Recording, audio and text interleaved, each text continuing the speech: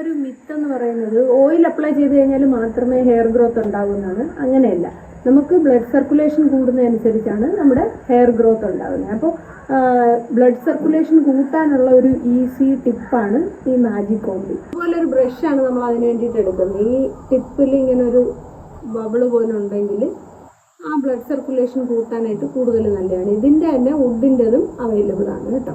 നല്ല ടാങ്കിൾഡ് ആയിട്ടുള്ള ഹെയർ ആണ് നിങ്ങളുടെതെങ്കിൽ അത് ഡീടാംഗ്ലിങ് ചെയ്യാനായിട്ട് ഈ ഒരു എൻഡിൽ നിന്ന് സ്റ്റാർട്ട് ചെയ്യണം കേട്ടോ. എൻഡിൽ നിന്ന് സ്റ്റാർട്ട് ചെയ്ത് മുകളിലോട്ട് പോവുക.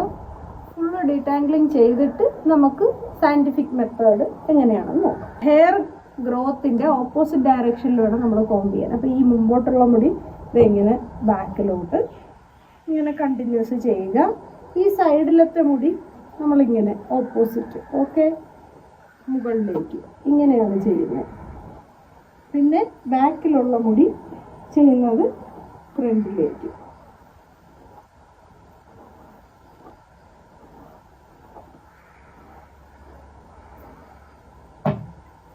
ഈ സൈഡിലത് വരുന്നത് ഈ ഓപ്പോസിറ്റ് സൈഡിലേക്ക് വേണം കോംബ് ചെയ്യാനായിട്ട്.